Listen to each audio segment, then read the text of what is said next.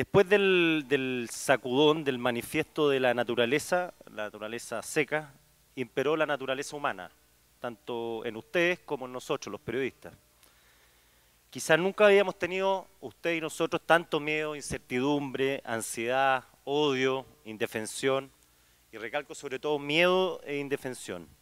Entonces, en ese contexto pavoroso, en ese miedo combinado de ustedes y de nosotros, con vidrios rotos, alarmas que sonaban, perros que ladraban, edificios que estaban en el suelo, una cosa que nosotros nunca habíamos pensado, comenzó el trabajo del periodismo, o para ser más preciso, de los periodistas. ¿Cuál era la pega en ese momento? Comunicar el terremoto. ¿Qué pasa por la cabeza de un periodista en ese momento? En una primera instancia, obviamente, buscar la noticia, qué, cuánto, cómo, dónde, por qué, cuándo. Los teléfonos no funcionaban, a las 9, 8, 9 de la mañana me fui a la radio, yo trabajo en la radio Duna, fuera la que pasa, ya estaba ahí Juan Manuel Astorga y la Connie Stipicic, y la pega era narrar. Sabíamos tanto como los que nos escuchaban, o tampoco como los que nos escuchaban, y sobre todo la otra pega era acompañar. La pregunta es si, siguiendo la línea de la pregunta de este encuentro, es si a esa hora los medios reflejaban la realidad.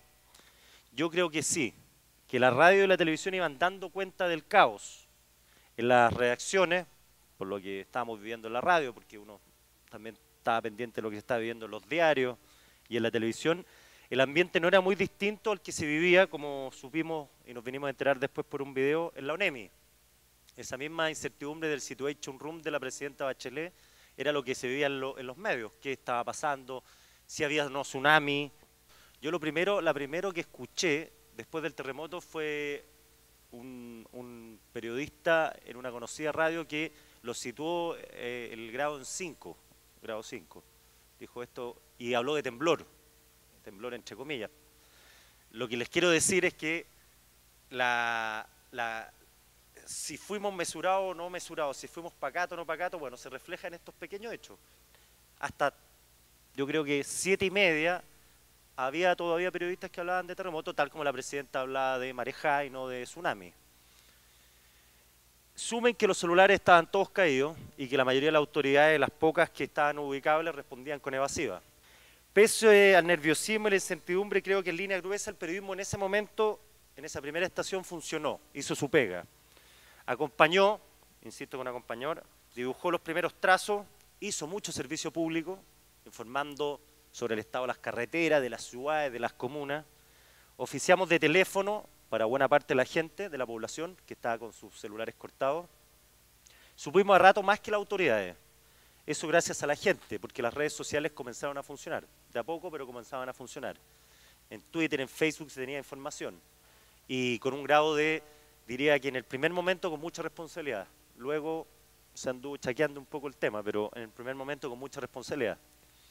Separo este primer momento, esta primera estación de la que estoy hablando, del choque que vino con la segunda estación, que creo que cuya imagen símbolo es la transmisión de los saqueos en directo, sobre todo por la imagen de TVN, de Amaro Gómez Pablo. El cúmulo de información en ese momento, a esa hora, ya era agobiante, muy disperso. Hay un problema con el periodismo siempre, que está esto de la información de las fuentes oficiales, la fuente oficiosa, el respeto a las fuentes oficiales, a chequear esos datos. En ese momento no se nos podía pedir mucho. Había que tener mucho cuidado, iban y venían versiones. Nuestra experiencia, además en cobertura de terremoto, era tan baja como el de la experiencia que tenía la cobertura de terremoto a las autoridades, por lo que nos dimos cuenta después. No, nadie hace posgrado en cobertura de terremoto y la mayoría de la generación que estaba cubriendo ese terremoto era adolescente el año 85. Hablar de tsunami era peligroso en ese momento. Ojo, también la precaución. Eran todos muy cuidadosos con los datos. Las alertas, lo teníamos muy claro, podían confundirse con las incitaciones al pánico. La misma alerta y la misma precaución que tenía la presidenta Bachelet de hablar, y por eso hablaba de marejá y no de tsunami. Y cuando vimos el video, ella divaga y habla con su asesor respecto de no provocar pánico, pero tampoco tergiversar la realidad. Lo mismo nos estaba pasando a nosotros. No conocíamos, para serles franco, la real magnitud de la tragedia. Como supimos horas después, y no tantas horas después, mientras nosotros divagábamos en esto, buena parte de la costa de la séptima y la octava región era arrasada. Eso lo supimos después. Luego vino el episodio que comentaba Ramón de los saqueos y eso marca otro punto de inflexión en la cobertura, y lo digo porque en ese momento los medios comenzaron a convertirse en noticias y eso siempre es malo. Hay posiciones divergentes al respecto. Algunos le atribuyen el efecto imitativo, que a la fiesta de los saqueos que se armó, la televisión le puso el inicio, la música y la cháchara. Otros sostienen que esas imágenes dieron cuenta de la realidad. Sin ellas todo se habría consumado en la más absoluta discreción. Y podría haber sido peor. Recuerdo, igual que Ramón recordaba acá, esa frase de Polman en La Moneda: dejen de mostrar los saqueos. La pregunta que nos hicimos ahí: ¿y si no los mostramos, se van a acabar? ¿No van a existir? ¿Se cesarán? Alguien me acuerdo que dijo que medio en broma, medio en serio, si no los mostramos, al señor Polman le van a terminar saqueando la casa. Los saqueos creo que fueron los episodios más complicados para la cobertura. Ahí hubo rumores que se esparcieron por los medios como reguero. Ahí no funcionaron bien las redes sociales. Hordas avanzaban a devorar los barrios pudientes. En un momento eso se comentaba en las redacciones de los medios. ¿Quiénes construyeron esa realidad? El rumor. Y el rumor ahí tiene mucho que ver con redes sociales que funcionaron mal, el boca a boca y algunos medios que engancharon. Vuelvo a la pregunta original. El terremoto en los medios fue muy distinto al terremoto que ustedes, no nosotros los periodistas, vivieron, sintieron, sufrieron. Esa es la pregunta clave para entender de la construcción de la realidad. Y yo creo que no fue tan distinto el de ustedes que el de nosotros. El periodismo, porque está hecho por periodistas, que al fin y al cabo son seres humanos, como ustedes, quizás más psicóticos, funciona con la lógica del sentido común, generalmente.